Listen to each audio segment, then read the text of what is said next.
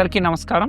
ఇవాళ మనం cardiac rehabilitation అంటే ఎగ్జాంపుల్ స్టెంట్ వేయించుకున్నాక పేషెంట్లు ఎలాంటి జాగ్రత్తలు తీసుకోవాలి, ఏం చేయాలి, డాక్టర్లు ఎలాంటి చర్యలు తీసుకుంటారనేది చెప్పుకుందాం. పీటీసీఏ అంటే బలూన్ యాంజియోప్లాస్టీ చేసి స్టెంట్ పెట్టాక పేషెంట్స్ కి కొన్ని జాగ్రత్తలు అవసరం. ఫస్ట్ థింగ్ ఏంటంటే పేషెంట్ అనేవాళ్ళు రెగ్యులర్ గా చెకప్ కి వెళ్ళాలి. ఈ చెకప్ లో పేషెంట్ సిమ్టమ్స్ ఎలా ఉన్నాయి, ఏమన్నా ఇబ్బంది ఉందా, అలానే వైటల్స్, బీపీ, పల్స్ ఎలాగ ఉన్నాయి, ఈసీజీ టెస్ట్ ఇలాంటివి చేస్తాం. ఇలాంటివి చేసి ఆ స్టేటస్ ఏంటి అనేది చూస్తాం. నెక్స్ట్ స్టెప్ ఏంటంటే ఎక్సర్సైజ్ ఎడ్యుకేషన్. సో ఈ ఎడ్యుకేషన్ లో ఫస్ట్ థింగ్ మనము పేషెంట్ ఎంతవరకు వాక్ చేయాలి, ఎంతవరకు నడవగలగాలి అనేది చెప్పాలి. ఎలాంటి ఎక్సర్సైజెస్ చేయాలి, ఎలాంటి ఎక్సర్సైజెస్ చేయకూడదు అనేది ఆ పేషెంట్ కి ఉన్న జబ్బు బట్టి మనం నిర్ధారణ చేసి అడ్వైస్ చేస్తాం. అదే కాకుండా ఒక లెవెల్ ఆఫ్ ఎక్సర్సైజ్ చేస్తున్న పేషెంట్ ఫర్దర్ ట్రైన్ ఎలా అవ్వాలి అంటే 5 minutes నడిచేవాళ్ళు స్లోగా మల్టిపుల్ టైమ్స్ 5 minutes నడిచి తర్వాత 10 minutes నడవటం, అలానే 15 minutes నడవటం, అలా స్లోగా ఎక్సర్సైజ్ అనేది పెంచుకోవాలి. ఇదే కాకుండా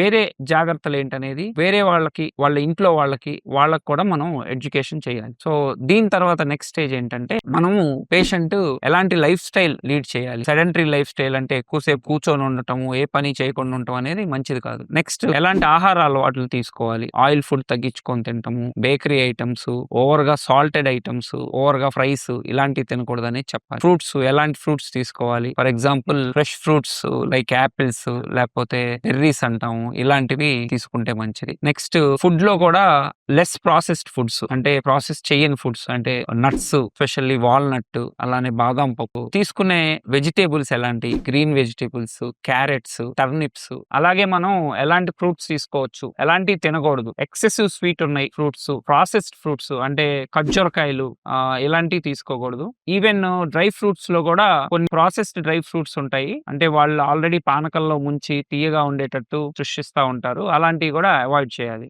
ఇది డైట్ గురించి. ఇది ఒకటే కాకుండా most important thing psychological counselling. అంటే పేషెంట్స్ చాలా మంది స్టెంట్ వేయించుకున్న వాళ్ళు మన పని అయిపోయింది, లేకపోతే మనం ఎంత వర్క్ చేయగలుగుతాము, ఎక్కువ చేయలేమేమో అనే డౌట్స్ లో ఉంటారు. సో ఇలాంటి వాళ్ళని మనం కౌన్సిల్ చేసి వాళ్ళు ఎలాంటి ఆక్యుపేషన్ చేస్తున్నారు, ఏం పని చేస్తున్నారు, ఆ పని కంటిన్యూ చేయొచ్చా లేదా అనేది కంటిన్యూస్ గా ఎడ్యుకేట్ చేస్తా ఉంటాం. అదొకటే కాకుండా పాజిటివ్ యాటిట్యూడ్ ఉండటం, లైఫ్ లో ఫ్యూచర్ ప్లాన్ మాట్లాడుకోవటం, ఇవన్నీ కూడా చేస్తాం. This is about cardiac rehabilitation in short.